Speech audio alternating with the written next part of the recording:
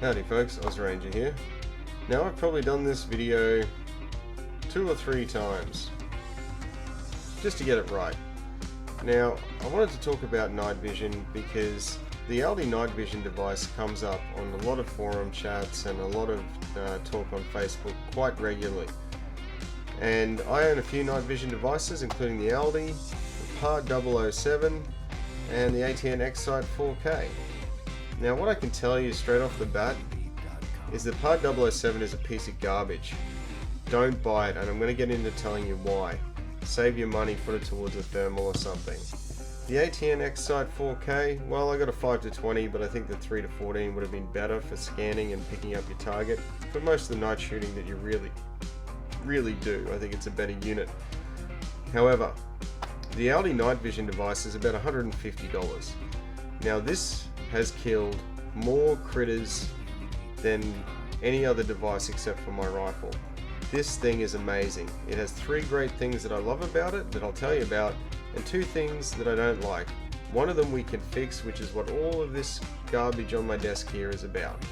So if you've seen these around and you want to know a bit more about it and how to increase its capability, namely battery life, then this is probably going to be the video for you. You know, I had some accidents, made some sparks, you know, I was like this and I was like, I wonder what happens if I do this.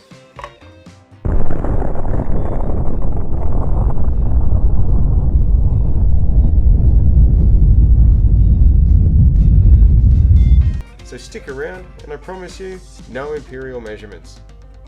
Maybe. Right. So guys, the Aldi night vision device is made by Maggie Noodle, as you'd imagine. Been keeping uni students alive for the last 25 years on a diet of processed God knows what. However, this device for $150 is excellent value for money. So here are the 3 reasons why. 1, it has a 1 power magnification, which means for scanning and looking around, the field of view is incredible. You can see critters and eye shine up to about 300 yards away with this thing, and really probably identify them exactly what it is up to about 200-250 yards. It's got a really nice clear display, and the 1 power just makes walking around with it really just something else. It's great. The second thing I like about it is that its frame rate never changes. It always, no matter how much light input it gets, sits at about 30 frames per second, I'm having a guess, but it's smooth as silk. Things like this PAR, which is $600 or more in some cases, the frame rate when it doesn't get enough light drops to about 5 frames per second and becomes completely unusable. So that can go in the bin. So this thing has a constant frame rate. The third thing I like about it is its IR illuminator. Look at the size of it. This thing outputs the light of 1,000 suns. It clearly illuminates objects out to at least 200 yards, and I expand its capabilities by using an IR-T50 illuminator. It goes on a pick rail at the bottom here, but this is not essential. The reason I put this on here is actually to extend this thing's battery life, which gets me to the 2 things that I don't like about it. One of them is really neither here nor there, because most of the time I sit on the back of my truck. As you can see, I'm an artist, and I scan around with it. My truck is matte black, and I shoot things from the truck, or I put the caller out. However, it does cause some night blindness, so when you put this off your eyes you can't see. But the biggest thing, as I was saying, is the battery life. When you're actually out and about walking around, it chews through 8 AA batteries in about 20 minutes, and sometimes it just dies on you. It just all of a sudden runs out of battery without warning. So here's how we're going to fix it. If you're interested in finding out how to get more capability out of I'm going to teach you how to wire it up to your truck, and I'm making a rechargeable 2S lithium cell pack that's going to run this inside of the current battery compartments. So this is the project. This is part 1. This should make this thing truly amazing. And you know, as a hunting tool other than my rifle, this thing probably gets nearly just as much use. Love this thing. It's great value. If you want to step into night vision at a budget to get started, you can use this. I used to scan around with it, have my hand on the spotty or another mate spotting, and I'd see the animal, light it up with the spotlight and be ready to pull the trigger on it once I'd seen it. But the problem with that obviously is they get a warning before they get smacked in the face with a bunch of lead traveling at 4,000 feet per second. So you really don't want to give them a warning. So if this is helpful, here we go. This is how I've done it. Alright guys, this is the Magic Noodle night vision device as discussed earlier. Now there's a couple of things that you need to know about how to make this thing run. One is the positive and negative seem to be connected together. It takes 6 volts input from each side but makes up a maximum of about 12 volts. So what I did was I got a buck converter. That's buck, B-U-C-K. Guys, mind out of the gutter. Come on now. Right, let me get that for you. Now guys, to make this easy to start, this is an LM2596S buck converter. They're $1.20 on eBay.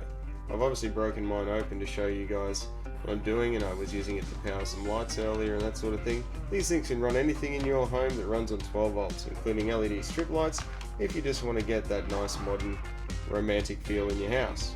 However, we want to use it to shoot critters in the face, so let's do that instead. Now I've wired it up to my truck using these basic male to female power connectors.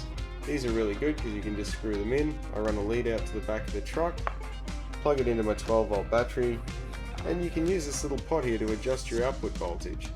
But if you do use this method, just be aware that you need to plug a positive on one side and a negative on the other. You then can use a JST connector or any connector you like, such as these little red doodads here, which are also about $1.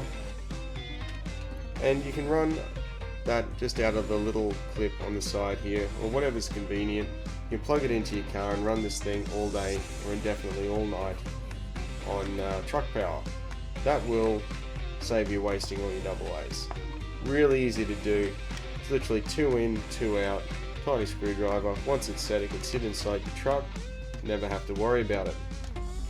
However, what I want to do, guys, and this is where this video is going to start to get a little more complicated, is I want to run this off lithium rechargeable AA batteries. A couple of inherent problems with this though is that these are 3.7 volt and AA's are normally 1.5. So here's the plan. I've just made up a little bank of charging cells for 18650s and for my AA's, and these are going to be wired into a 4-port lithium battery charger that were designed for CR137s I think. But I'm going to charge them off that anyway. I have other chargers and that sort of thing. But here's how to get around the voltage problem. And once these are installed, it should charge off the power from the truck all the time. So it's always charging. It's always able to run off the truck power, and you can just unplug it, go for a walk, come back, plug it back in, always have full batteries. So here's the design. Well, that's the design intent, and you're always hearing me go on about design intent, but here's the rest of it. So if I haven't bored you by now, there's going to be 2 cells on each side. That's one cell, and my other batteries are charging at the moment, but I'm going to have 2 of these on this side and 2 of these on this side. These are going to be wired in series to make an output of 7.4 volts. Now I've tested this and it does run off 7.4 volts per side. So 2 batteries on each side, or 2 cells I should say on each side, wired in parallel, so they'll be like that, positives connected together and negatives connected together. Obviously on the back side these will be joined, and in here, in this space here, I'm going to have 2 2S lithium balance chargers. So when power comes into the unit from the buck converter, they're going to be connected to the 2S chargers as well as the outputs for here. So the batteries will always charge, you can unplug it, plug it in as you wish, and the power will be constantly supplied through the buck converter and not into the batteries, because the balance charger will balance that, and then run off the batteries as soon as you unplug it. It sounds like a really good idea in theory, but I must caveat all of this with I don't know what I'm doing. So if that's exciting for you, it's exciting for me, then once this is all set up, I can give you a much better diagram of how this all goes together, and I can explain it a little better. But I thought I haven't done a video for a little bit, so, and this honest guys, this as a hunting tool is fantastic, and I really want this to work. But this, if you're doing one of these and get sick of changing double A's all the time, this will get you through. This $1.20 part. Now I got a box for it. It just sits in a box with in out like that, and that sits inside my underneath my bonnet, and yeah, it runs up to the back of my car. So guys, that's a really good way to start. This other thing is just me being creative while I'm waiting to go hunting again. So, and waiting to save up for my thermal and my tax return. Don't tell the missus. Alright guys, so that's part 1A. I'm just going to get this soldered together, and I'll just continue the video on from here of me putting that together and getting it charged. So if that's exciting for you, if it rubs you the right way and gives you the warm fuzzies deep down in that colon of yours, stick around. More to come.